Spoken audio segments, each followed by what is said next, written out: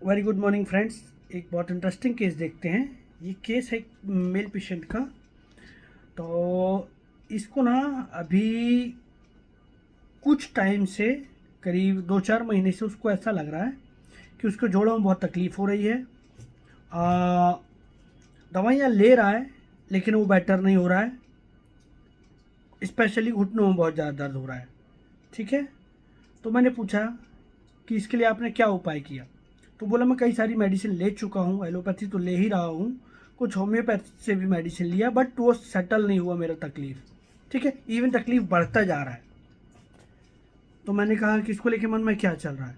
तो पेशेंट बोल रहा है कि धीरे धीरे ये बढ़ता जा रहा है, तो कहीं ऐसा नहीं कि एक टाइम पे मेरा चलना फिरना बंद हो जाए। ठीक है। और अभी तो जो भी चल रहा हूँ ना, मैं मेडिसिन की वजह से चल रहा हूँ, नहीं तो अब तक तो मेरा काम ही बंद हो जाता। ठीक है।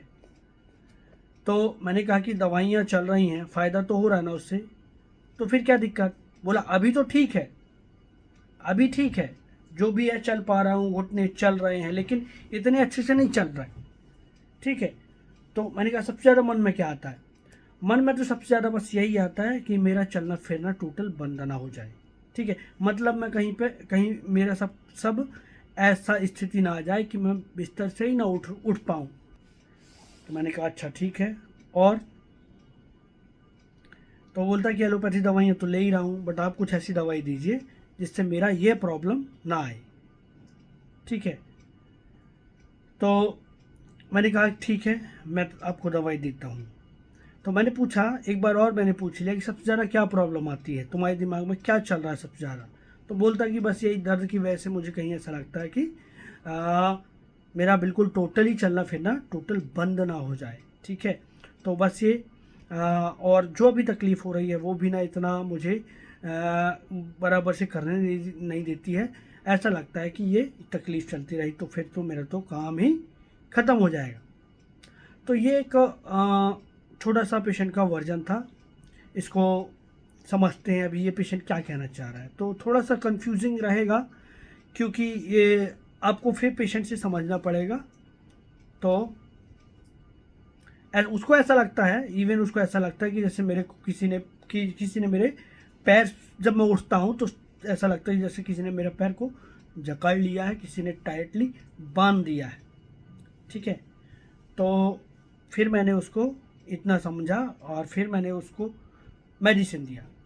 तो अभी इस केस को समझते हैं। एक केस और मैं बोलता हूँ आपको। वो मेरी बुआ का केस था। ठीक है। उनको ना सीवियर सर्वाइकल स्पॉन्डिलोसिस का प्रॉब्लम था, मतलब बहुत बुरी स्थिति थी उनकी। ठीक है। तो अब वो इवन एक बहुत अच्छे क्लासिकल होम्योपैथी से मेडिसिन ले रही थी। ठीक है। तो उनने मेडिसिन करीब 1 साल लिया, तो उनका पेन बेटर होता था थोड़ा बहुत, लेकिन वो ठीक नहीं होता था।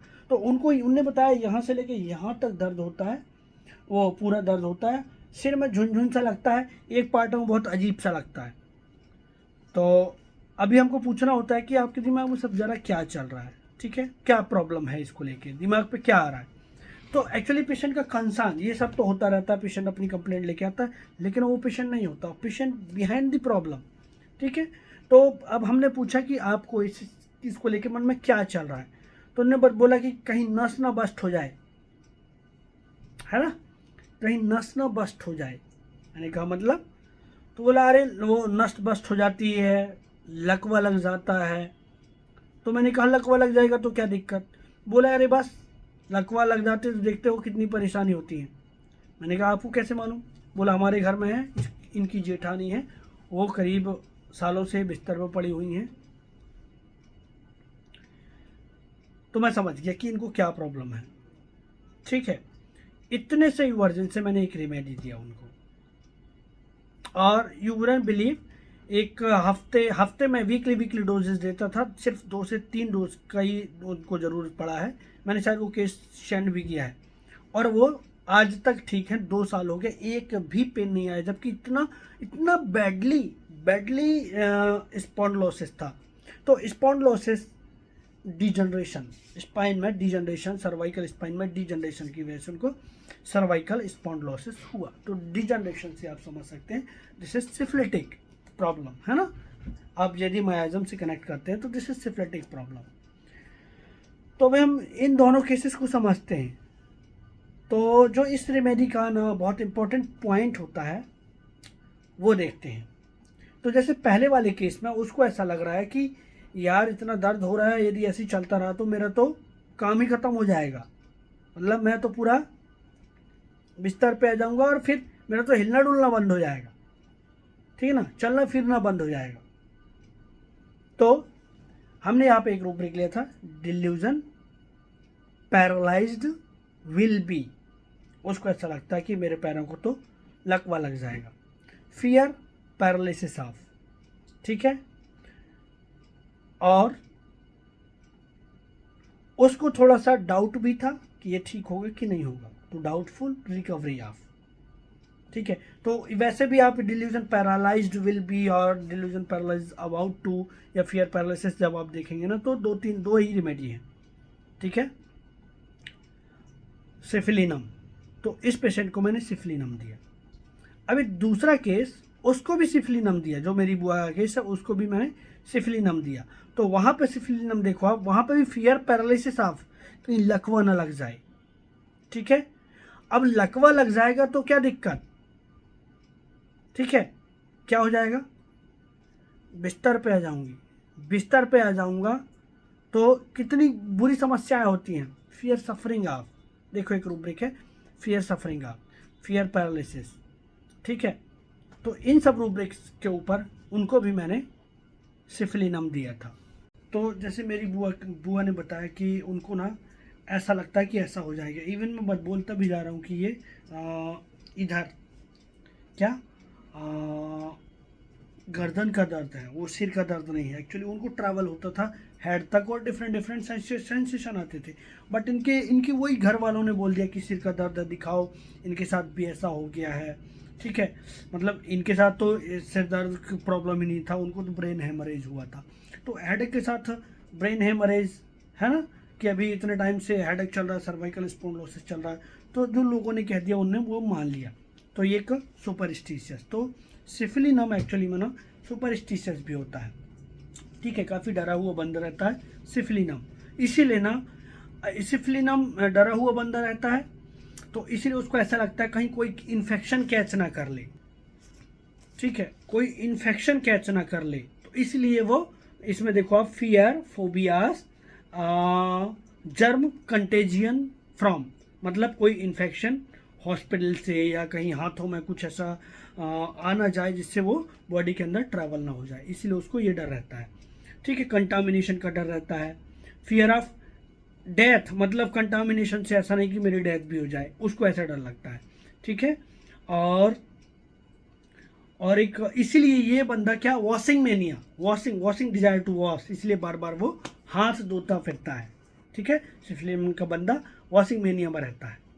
एक बहुत बढ़िया रूब्रिक है, fear phobias catching of AIDS, मतलब उसको ऐसा डर रहता है। इसलिए तो वो देखो आप, हॉस्पिटल में काम करने वाले बहुत सारे ऐसे लोग होते हैं या जो हॉस्पिटल में की कांटेक्ट पे आते हैं, तो कहीं कोई ऐसी चीज़ ना जाए जो उसको उसके हाथों में या बॉडी से ऐसी कोई इन्फेक्टेड नीडल या कुछ भी ऐसा कि जो बॉडी के कांटेक्ट पे आए और उसको इस तरीके का इन्फेक्शन कर दे, ठीक है। जैसे स्पेशली डायरेक्टली वो रूब्रिक है, वैसे कंटेजियन तो है कि कोई भी वेरियस काइंड ऑफ जो भी इन्फेक्शन होते हैं वो ना कैच कर ले, और उसको ऐसा लगता है कोई कहीं स्पेशली एड्स ना कैच कर ले, कहीं एड्स ना हो जाए उसको, ठीक है। तो ये फियर रहता है उसको। और जब उसको कोई प्रॉब्लम हो जाती है ना तो डाउट में रहता है कि वो ठीक होगा कि नहीं होगा, तो डाउटफुल रिकवरी ऑफ। तो कुछ पेशेंट डाउट में रहेंगे और कुछ पेशेंट तो डिस्पेयर में, रिकवरी डिस्पेयर, ये ठीक ही नहीं होने वाला है ना, तो डिस्पेयर तक जा सकता है ये पेशेंट। तो इसमें ना एक और रूब्रिक है, मैथमेटिकल इनएबिलिटी, इसलिए वो सुपरस्टिशियस में चला जाता है, ठीक है, क्योंकि इसको इतनी समझ नहीं होती, क्योंकि ये कैलकुलेट नहीं कर पाता। यदि गर्दन का दर्द है, आप जैसे इस पेशेंट में गर्दन का दर्द है तो यहाँ तक ट्रैवल हो रहा है, वो यहाँ से शुरू हो रहा है, ठीक है ना। तो डॉक्टर्स ने भी बोला कि गर्दन का दर्द है, लेकिन इसका जो मैथ्स है, जो इसकी अंडरस्टैंडिंग है, इतना नहीं समझ पाती कि ये गर्दन का दर्द है, वो यहाँ तक ट्रैवल हो सकता है, ठीक है ना, इवन समझाने के बावजूद भी। तो इनका कैलकुलेटिंग मैथमेटिक एनेबिलिटी रहता है, इसलिए वो बंदे सुपरस्टिशियस की तरफ भी चले जाते हैं और दूसरों की बातों से भ्रमित होकर के वो फिर अपने आप को फंसाते हैं और डिफरेंट डिफरेंट फियर पैदा करते हैं।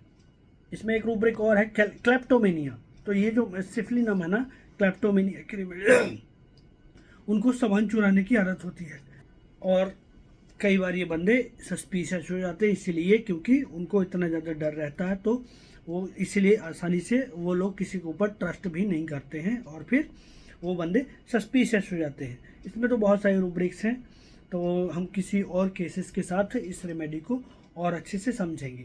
ठीक है ना, अभी देखो आप, तो ये जो सिफिलिटिक डिजीजेज हैं लाइक ऑस्टियोआर्थराइटिस हो गया, सर्वाइकल स्पॉन्डिलोसिस हो गया, या किसी भी तरीके का सिफिलिटिक जहाँ पर डीजनरेशन का प्रॉब्लम होता है, वहाँ पर सिफिलिनम बहुत अच्छा काम करती है, यदि स्पेशली माइंड भी कवर हो जाए तो दिस इज लिट छोटा सा case along with small information of this remedy. Thank you, thanks for watching.